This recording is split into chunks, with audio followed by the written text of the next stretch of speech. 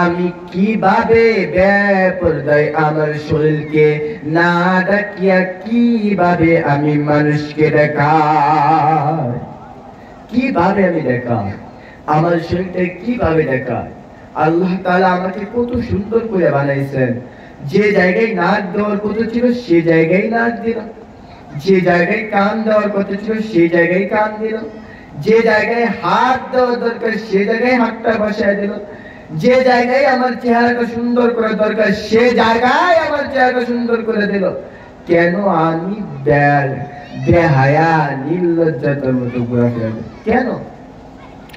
একটু চিন্তা করিয়া দেখান, আল্লাহ তাআলা আপনাকে কত দামি বানাইছেন, আল্লাহ তাআলা আপনাকে কত পছন্দ করেছেন। ও পদ্রালের মা ও বোনেরা, সবচেয়ে বেশি দামি যদি এই পৃথিবীতে বস্তু থাকে, সবচেয়ে বেশি দামি হলো আপনারা। কারণ ভালোভাবে বুঝবেন, আপনারা সবচেয়ে দামি হওয়ার কারণ হলো এক নাম্বার, আপনারা নবীদের মা, ওলামায়ে কেরামের মা, ইমাম সাহেবদের মা, খতিব সাহেবদের মা, আউলিয়া কেরামের মা, ওলিদের মা, তলাবাইদের মা, ছাত্রীদের মা। এই জন্য আল্লাহ তাআলা আপনাকে ধন্য করছেন এবং বড় বানাইছেন। আল্লাহ তাআলা আপনাকে দামি বানাইছেন। দামি বস্তু হওয়া সত্ত্বেও আপনি কিভাবে ওই বেগায়া বেহানা মহিলাদের মতো ঘুরেন? বেপরদার নারী যেরকম ভাবে ঘোরাফেরা করে আপনিও সেরকম ভাবে ঘোরাফেরা করেন। কিভাবে? এক বুজুর্গ উদাহরণ স্বরূপ বলিয়া থাকেন। বুজুর্গ বলেন, আপনাদের ঘরে স্বর্ণ আছে না নাই? প্রত্যেকটা মায়ের ঘরে স্বর্ণ আছে। ওই স্বর্ণটা যেরকম ভাবে গোপন জায়গার মধ্যে রাখে, অর্থাৎ হেফাজতে রাখে, অর্থাৎ এমন এক জায়গায় রাখলাম যে জায়গায় কেউ খুঁজে পায় না, যে জায়গায় কেউ আনতেও পারে না, তেমন তোমরা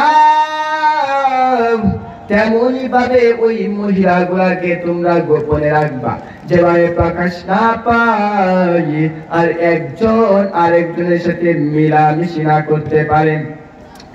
একটা মহিলা অন্য পুরুষ যেন না দেখতে পারে এমন ভাবে তোমরা গোপনে রাখবা।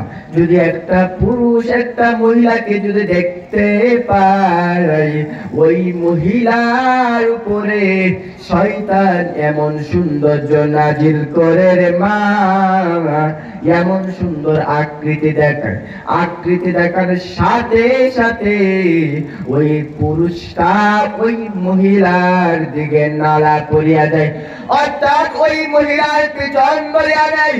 জানে না ওই মহিলাটা কত বছরের মুরব্বী, অর্থাৎ কত বছরের বুড়া।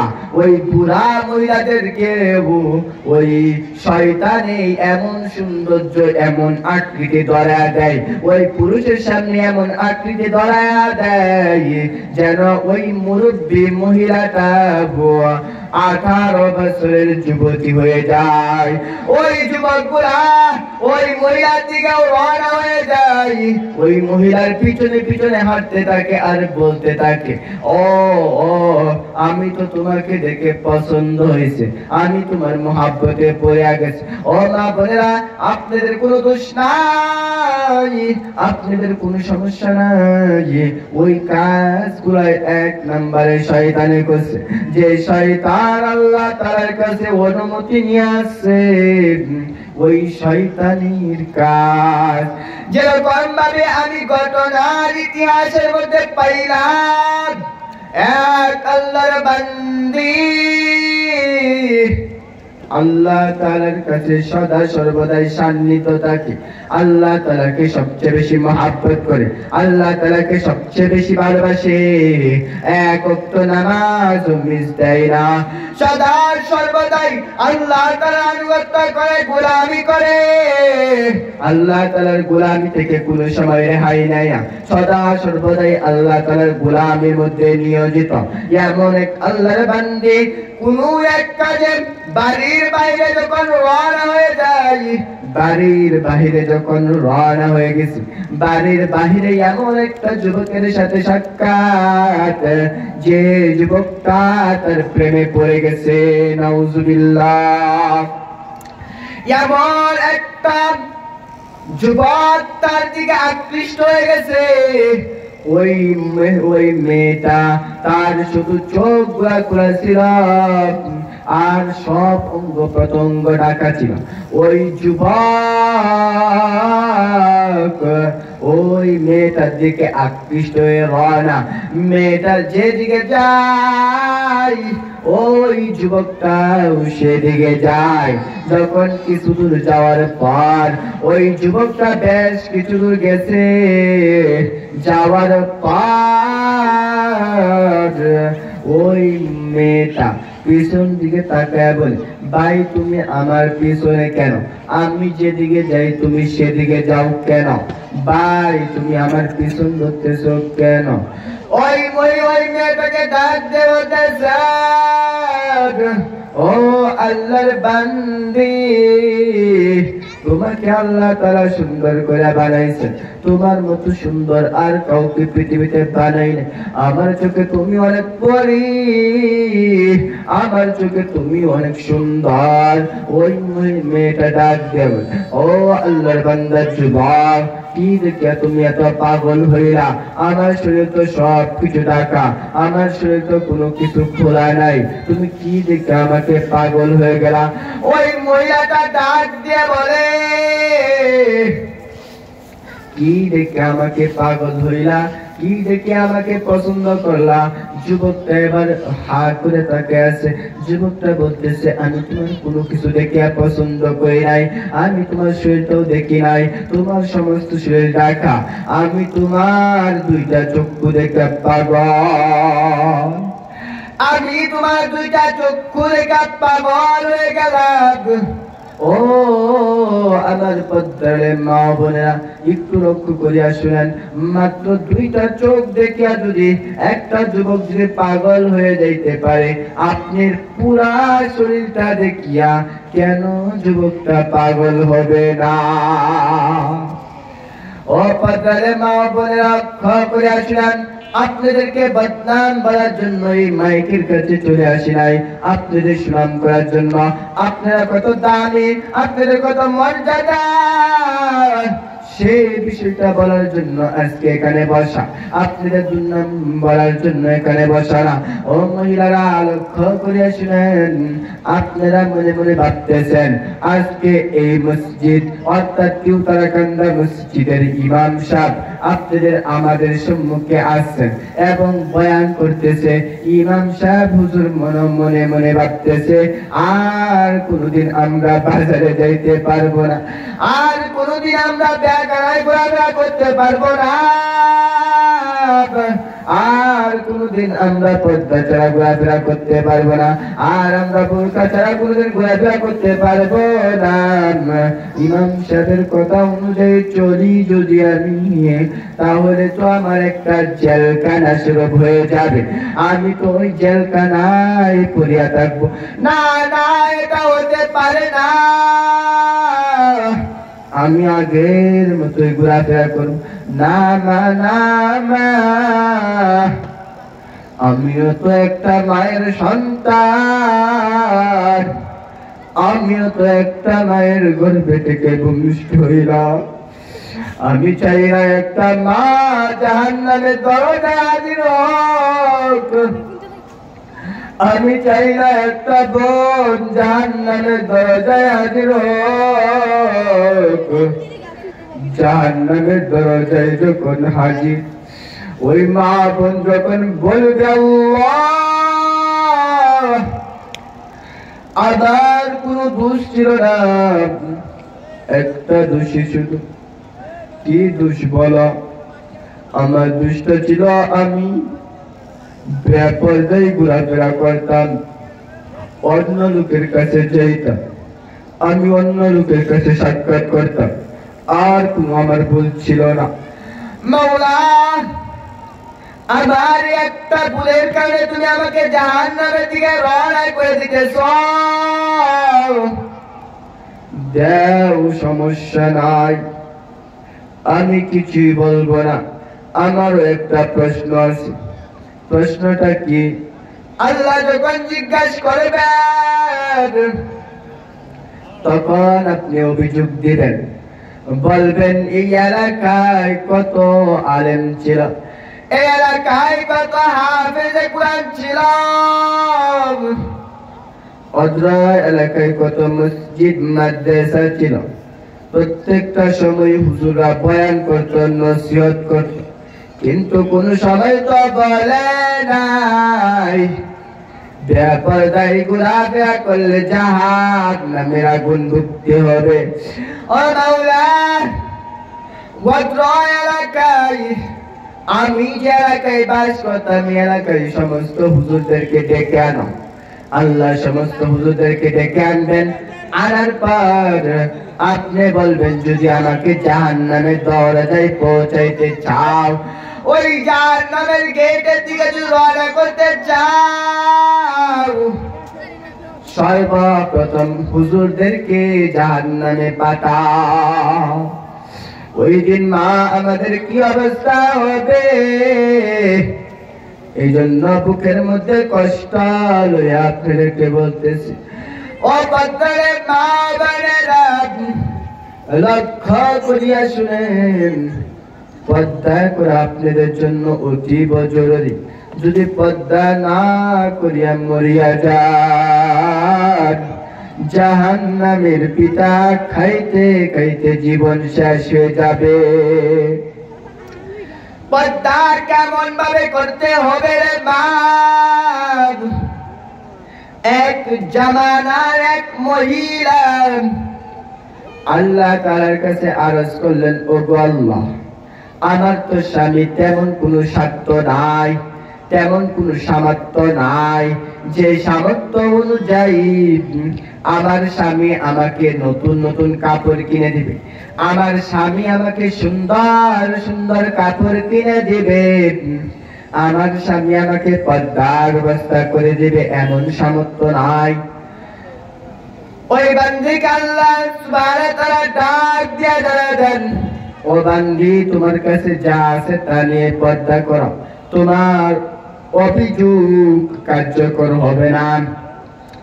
তুমি যদি অভিযোগ করো আল্লাহ আমার স্বামীর সামর্থ্য নাই বিদায় আমি পর্দা করতে পারি না, এই যদি অভিযোগ দেন, আপনার অভিযোগ আপনার কোনো কাজে আসবে না।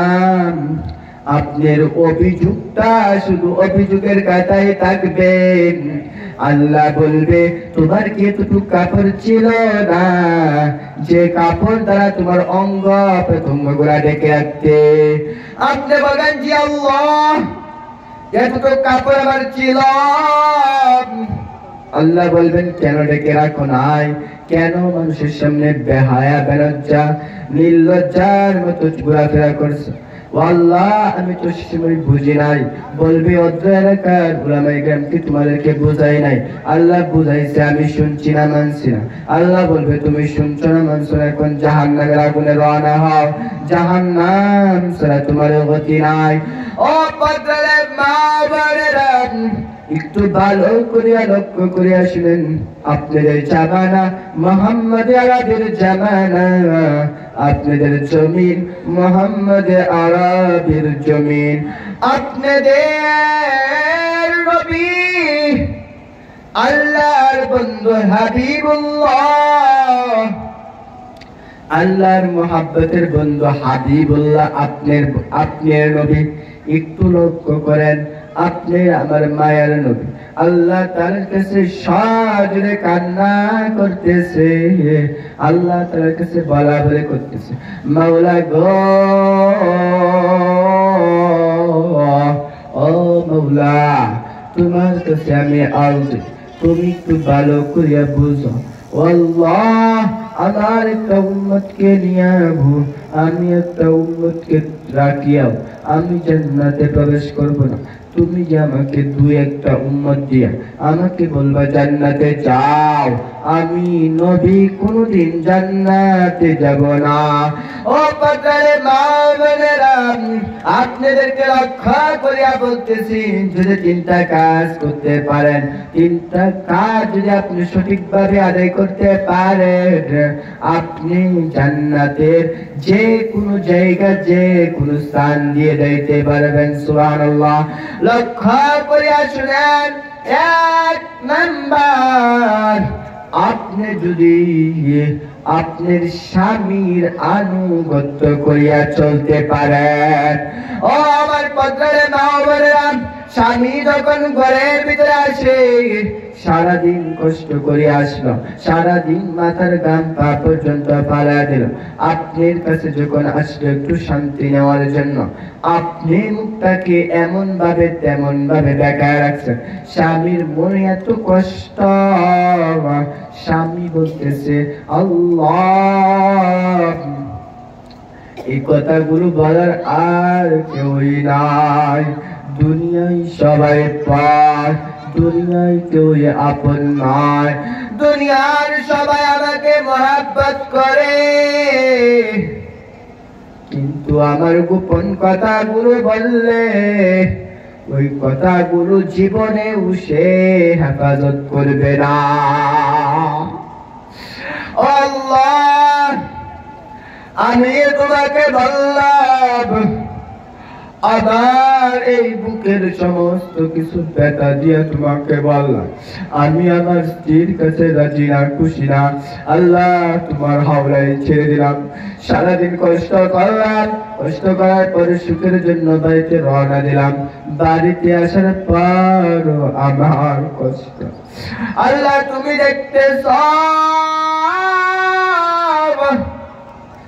আর কাউকে দেখানোর সবাই নাই, আর কাউকে বলার সময় নাই, আর কাউকে বলার পরিস্থিতি নাই, আল্লাহ তোমাকে বলতেছি, মওলা গো, আমার স্ত্রীকে তুমি আমার পক্ষ থেকে আমি রাজি না, অর্থাৎ তুমি যেভাবে পারো সেভাবে শাস্তি দাও। এক নাম্বার, আপনি যদি আপনার স্বামী মনকে রাজি খুশি করিয়া আনুগত্য করিয়া চলতে পারেন, আপনি জান্নাতে যাইতে পারবেন, না হয় কোনদিন জান্নাতে যাইতে পারবেন। দুই নাম্বার, আল্লাহ তাআলার হুকুম আহকাম, অর্থাৎ নামাজ 5 ওয়াক্ত সময় মতো আদায় করে, নামাজকে আপনি সময় মতো আদায় করলেন, নামাজকে সঠিকভাবে আদায় করলেন, আদায় করিয়া আল্লাহ তাআলার ফরজ রোজা, রমজান মাসকে আপনি সঠিকভাবে রোজাগুলোকে পালন করলেন, পালন করিয়া আল্লাহ তাআলাকে খুশি করলেন, আপনি মন চাই যে জায়গায় সে জায়গায় জান্নাতে প্রবেশ করতে বলেন সুবহানাল্লাহ। কিভাবে আপনি নামাজ পড়বেন? অনেক মহিলা এমন আছে আজকে না বললেও নয়, এই জন্য বলতেছি মা বোনেরা কষ্ট পাইবেন না, আপনাদেরকে ভালোর জন্যই বলা বলি, না হলে কোনোদিন বলতাম না।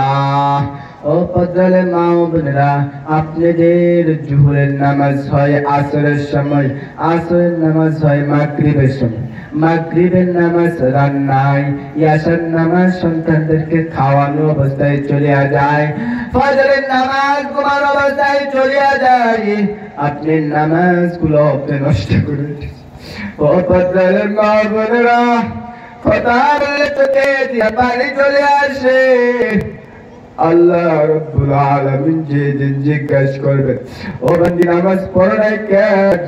আমি বলবো আল্লাহ, স্বামীর খেদমত করতে করতে, সন্তানের খেদমত করতে করতে নামাজ পড়তে পারি নাই। আল্লাহ বলবে যাও যাও যাও, জান্নাতে চলে যাও। আমি বলবো কেন আল্লাহ, জাহান্নামে যাবো কেন? তুমি তো আমার গর্ভবতী সন্তানগুলা দান করলা, তুমি তো আমাকে তুমি তো আমাকে শ্রেষ্ঠতম স্বামী দিলা। আমি স্বামীর গরু বাছুর রাখতে রাখতে, স্বামীর ঘরে রান্না করতে করতে আমি নামাজগুলো শেষ করে আল্লাহ ডাক দিয়া বলবে, রে বান্দি, তোমার স্বামী কি বলছিল? ওই গরু বাছুর রাখো, রান্না বান্না করা, সন্তান গুলাকে দেখে রাখো, কিন্তু নামাজ পড়িও না। না, আল্লাহ কোনদিন নামাজ না পড়ার জন্য বলে নাই, সদা সর্বদাই নামাজের জন্য বলছে। আমাকে যখন জিজ্ঞাসা করলাম, ও আমার প্রাণের বিবি,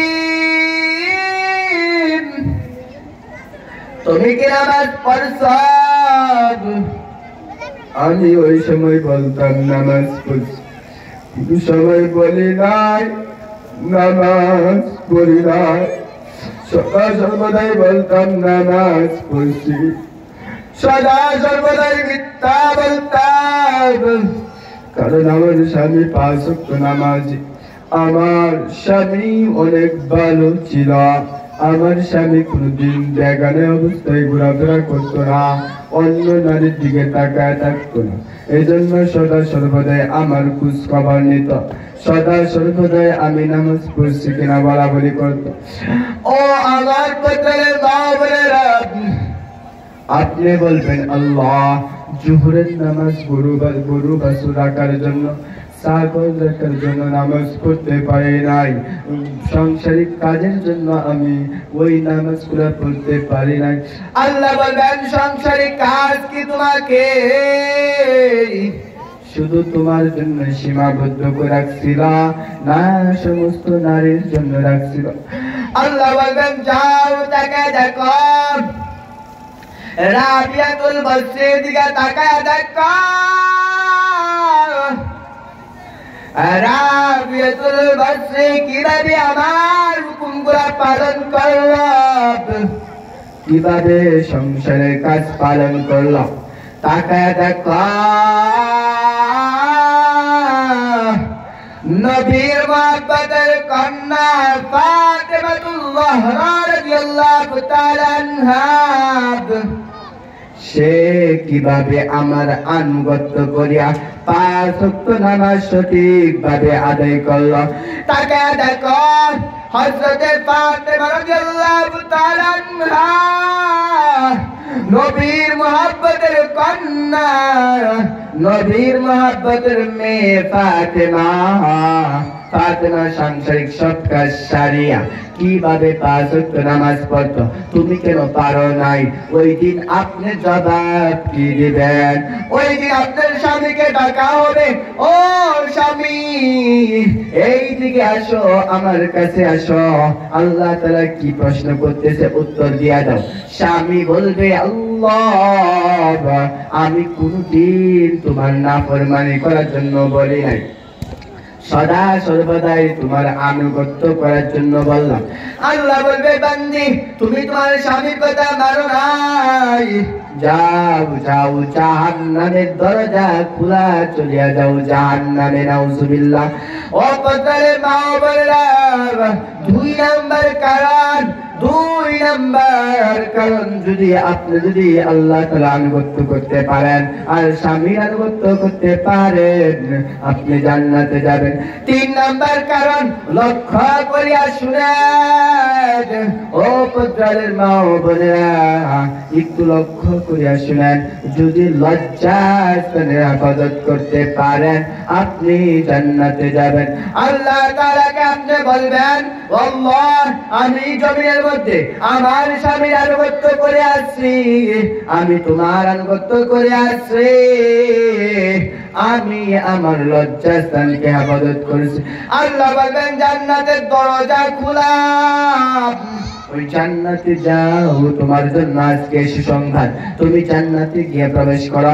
তোমার যদি মন চাই জান্নাতুল মাওয়া যাইতা, যাও জান্নাতুল মাওয়া প্রবেশ করো। তোমার যদি মন চাই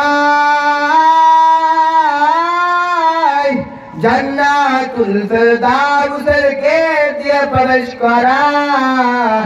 যাও যাও জান্নাতুল ফেরদাউসের গেট দিয়ে প্রবেশ করিয়া যাও। ও আমার পদ্মারে মা বোনেরা, তিনটা কাজ যদি করতে পারেন আপনি জান্নাতে যাইতে পারবেন। আমি কিছু মাসআলা বলিয়া যাই। এক নম্বর মাসআলা, আপনাদের মহিলাদের একটা সমস্যা, প্রত্যেকটা মহিলাদের সমস্যাটা হয় মাসিক যে সমস্যাটা আপনাদের হয়। আমরা অনেক মহিলা আছি, সমস্যা আমার শেষ হয়ে গেছে জোহরের নামাজের ওয়াক্ত থাকা অবস্থায়। আমি আপনি কি করি? ও আমার পদ্মার মা বোনেরা, আপনারা একটু লক্ষ্য করিয়া বুঝেন আমরা কি করি। আমরা করি জোহরের রক্ত শেষ হয়ে যায়, আমার সমস্যাও জোহরের রক্ত থাকা অবস্থায় শেষ হয়ে গেছে। আমি কি করি? ওই জোহরের রক্ত গোসল না করিয়া আমি আসরের রক্ত গোসল করি। আসরের রক্ত গোসল করিয়া আসরের নামাজ পড়া শুরু করলাম। আর বলি কি জোহরের রক্ত তো আমার শেষ হয়ে গেছে। জোহরের শেষ ভাগে আমার আল্লাহ তাআলা আমাকে পবিত্র করছেন। না না, জোহরের নামাজ আমার পড়তে হবে না। ও পাতারে মা বোনেরা, ওই জোহরের নামাজ আপনার উপর ফরজ হয়ে গেছে। ওই জোহরের নামাজ আপনার জন্য ফরজ। ওই জোহরের নামাজ যদি আপনি না পড়েন আপনার ওই জোহরের নামাজের হিসাব দিতে হবে। আল্লাহ রাব্বুল আলামিন জিজ্ঞাসা করবেন, ও আমার বান্দি, আমি তোমাকে পবিত্র করে দিলাম, জোহরের রক্ত তোমাকে পবিত্র করে দিলাম, কেন তুমি জোহরের নামাজ পড়ো নাই? আল্লাহ তাআলাকে আপনি মনে মনে হয় মনে মনে ধারণা করতেছেন, আল্লাহ কত জোহর মিস করলাম, কত আসর মিস করলাম, কত মাগরিবের নামাজ পড়লাম না, কত এশারের নামাজ পড়লাম না, আর এই জোহরের এক ওয়াক্ত নামাজ নিয়ে কিসের চিন্তা? আল্লাহ রাব্বুল আলামিন বলবেন, ও বান্দি, আমি তোমাকে মহব্বত করিয়া ভালোবাসিয়া আমি তোমার আমলনামায় নেক বেশি হওয়ার কারণে আমি তোমার সমস্যাটাকে পবিত্র করিয়া দিলাম, জোহরের নামাজটা তোমাকে পড়ার অনুমতি দিলাম। কেন তুমি জোহরের নামাজ পড়লা না? বান্দি, তোমার কি নেকের প্রয়োজন নাই? কাল কিয়ামতের ময়দানে, যেই দিন হাসরের ময়দানে, যেই দিন আল্লাহ তাআলা ছাড়া আর নেক আমল ছাড়া আর কোনো কিছু থাকবে না। আপন ভাই পার হয়ে যাইবে, আপন স্বামী পর হয়ে যাবে, আপন মাতা পিতাও পর হয়ে যাবে, সমস্ত আত্মীয় স্বজন গুলা পর হয়ে যাবে। সেই দিন কেউ আপন থাকবে না, যেই দিন তোমার নেকের প্রয়োজন। কেন তুমি জোহরের নামাজ পড়ো নাই? কেন তুমি আমার হুকুম মানো নাই? ওই দিন আল্লাহ তাআলার কাছে কি জবাব দিবেন? আল্লাহ তাআলার কাছে জবাব দেওয়ার কোনো কিছু নাই। এই জন্য মা বোনেরা, পবিত্র হওয়ার সাথে সাথে গোসল করিয়া যদি ওয়াক্তটাকে নামাজে দাঁড়ায় যাবেন। আরেকটা মাসআলা আমরা অনেকেই জানি বা জানি না, আপনি জোহরের রাতে গোসল করিয়া পাক পবিত্র হয়ে যাই নামাজে দাঁড়াইলেন। যাই নামাজে দাঁড়ানোর সাথে সাথে আল্লাহু আকবার বলবেন, এমন সময় আপনার সমস্যা শুরু হয়ে গেছে। ও মা বোনেরা, এই নামাজ আপনার জন্য মাফ। এই নামাজ আপনার জন্য পড়তে হবে না। এই নামাজ আপনাকে বলবেও না নামাজ পড়ার জন্য, কারণ আল্লাহ তাআলা স্বয়ং আপনার জন্য নামাজ মাফ করে দিয়েছেন। কেন মা? কেন মা? অলসতার কারণে। কেন মা আপনি নামাজ ছাড়িয়া দেন? আমরা অনেক মা বোন আছি, সমস্যা শেষ রাত্রে এশারের বাগ থাকাকালীন আমি সমস্যা লইয়া ঘুমায়া পড়ি, এশার নামাজ কাজা করলাম, ফজরের নামাজ কাজা করলাম, এমনকি জোহরের নামাজও কাজা করিয়া নিলাম। জোহর পর্যন্ত আমার গোসল নাই। আল্লাহ সুবহানাহু ওয়া তাআলা যদি এমন সময় আজরাইল আলাইহিস সালাতু ওয়াস সালামকে পাঠায়, আজরাইল যদি আমার ভিতর থেকে জানটাকে নিয়ে যায়, ওই দিন আমার কি অবস্থা হবে। ও পদ্রালে মা বোনেরা, আর একটু লক্ষ্য করিয়া শুনেন, ভালোভাবে বুঝেন। এই মাসআলা বলার জন্য আমার উদ্দেশ্য না, আমার উদ্দেশ্য আপনাদেরকে বোঝানো। আপনারা কেন আল্লাহ তাআলার নাফরমানি করতেছেন, কেন আল্লাহ তাআলার সাথে গুসা করতেছেন, কেন আল্লাহ তাআলার সাথে এত বড় যুদ্ধ কেন করতেছেন, কেন আপনি বলেন আল্লাহ তুমি আমাকে নাপাক বানাইলা, আল্লাহ তুমি তো আমাকে পাক বানাও নাই, কেন আমি তোমার আনুগত্যে তোমার পায়ে সেজদা দেব।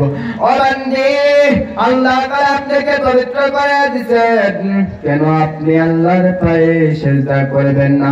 ও বান্দি, আপনি কি ভুলে গেছেন ওই আল্লাহ আপনাকে নিজ কুদরতি হাতে আল্লাহ তাআলা আপনাকে বানাইছেন, কেন আপনি আল্লাহ তাআলা আনুগত্য করতেছেন না? কেন 5 ওয়াক্ত নামাজ পড়েন না? কেন রমজান মাসে রোজা ওজুতা কেন রোজা ভাঙ্গিয়া দেন? ও পদ্রারে মা বোনেরা, আপনাদেরকে বলতেছি, কারণ আপনার মতো আমারও মা আছে, আপনার মতো আমারও মা আছে, আপনার মতো আমারও বোন আছে। আমি চাই না আমার বোন জাহান্নামে যাক, আমি চাই না আমার মা জাহান্নামে যাক, তেমনি ভাবে আমি চাই না আমার পদ্রালে মা বোনেরাও জাহান্নামে যাক। ও মা বোনেরা, এক ওয়াক্ত নামাজের জন্য আল্লাহ তাআলা যে প্রশ্ন করে, ওই প্রশ্নের জবাব দেওয়ার মতো আপনার আর আমার কোনো ক্ষমতা নাই। ও পদ্রালে মা বোনেরা, যারা এখানে আছেন লক্ষ্য করিয়া শুনেন, আল্লাহর নবী বলছেন 3 কাজে তোমরা 3 আনুগত্য করো জান্নাতে যাইবা। আমরা অনেকে তো 3 আনুগত্য করি, কিন্তু 3 আনুগত্য করার পরেও আমি যখন রাস্তায় বাইর হই, রাস্তায় বাইর হওয়ার পরে আমি বলি কি জানেন? আমি বলি আমি তো লজ্জাস্থানকে হেফাজত করলাম। কিভাবে? আমি লজ্জাস্থান যেহেতু কোনো সময় খোলা রাখি না, আমি লজ্জাস্থান তো কাউকে দেখাই না, তাহলে কিভাবে আমি লজ্জাস্থানের অভিশপ্ত গুনার মধ্যে পড়ব? ও পদ্রালে মা বোনেরা, আপনার মাথার চুল থেকে পায়ের নখ পর্যন্ত পুরাটাই আপনার জন্য সতর। আপনার একটা অঙ্গ প্রত্যঙ্গ যদি দেখায়া দেন, আপনার অঙ্গ প্রত্যঙ্গ যদি কোনো পুরুষ দেখিয়া দেয়, এই তো আপনার সতরের ব্যাঘাত ঘটিয়া গেল, আপনাকে তো একজন পরপুরুষ দেখিয়া গেল। যদি আপনাকে একজন পরপুরুষে দেখিয়া ফেলে, ওই পরপুরুষে দেখার কারণে আপনার ওই কাজগুলো আপনার হারাম হয়ে গেল। ওই পরপুরুষে দেখার কারণে পরপুরুষকে কিয়ামতের ময়দানে বলবে, আল্লাহ আমার কোনো দোষ নাই, আমার কোনো দোষ নাই। ওই পদ্রালে মা বোনেরা যদি এই জমিনের মধ্যে বাইরে না হইতো, আমি কি ওই মা বোনদের দিকে তাকায় থাকতাম? ওই মা বোনদের দিকে কোনো সময় তাকায় থাকতাম না, দেখতাম না। আল্লাহ ওই মা বোনদের দোষ, আল্লাহ ওই মা বোনদেরকে তুমি বিচার করো, আমাকে তুমি বিচার করিও না। যেমন ভাবে আল্লাহ কোরআনে বলতেছেন, ওয়াকালনা ফি বুয়ুতিকুন্না ওয়ালা তাবাররাজনা তাবাররাজাল জাহিলিয়াতিল উলা।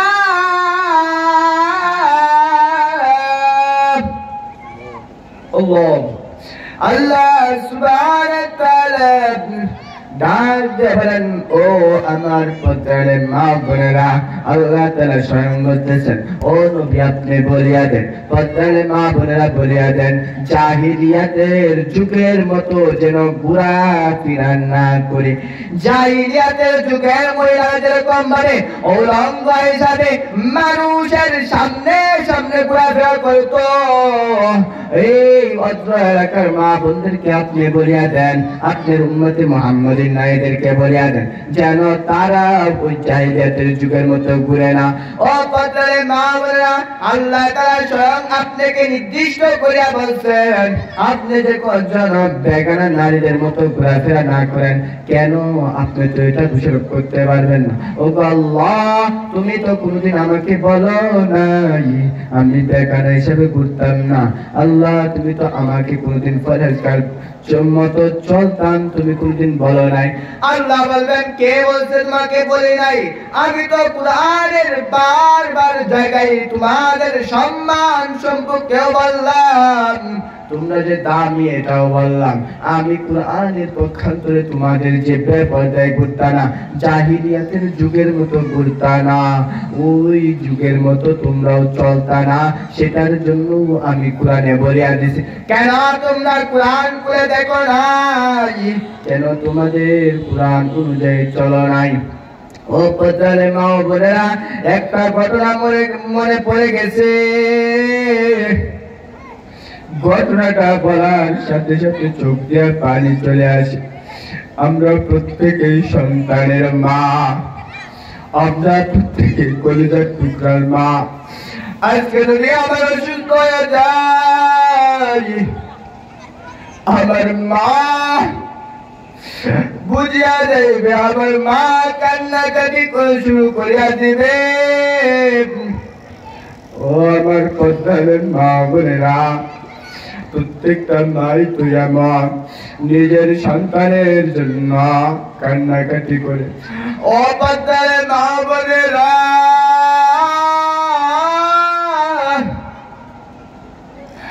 আপনাদের মতো একজন মা জাহিলিয়াতের যুগের জামানার ঘটনা দাহিয়াতুল কলবি নামক আল্লাহর নবীর এক সাহাবী, আল্লাহর নবীর এক সাহাবী দাহিয়াতুল কলবি রাদিয়াল্লাহু তাআলা আল্লাহর নবীর দরবারে গেছে। আল্লাহর নবীর দরবারে যাওয়ার পর আল্লাহর নবীকে বললেন, ও আল্লাহর নবী, আমি আপনার হাত ধরে আজকে মুসলমান হইলাম।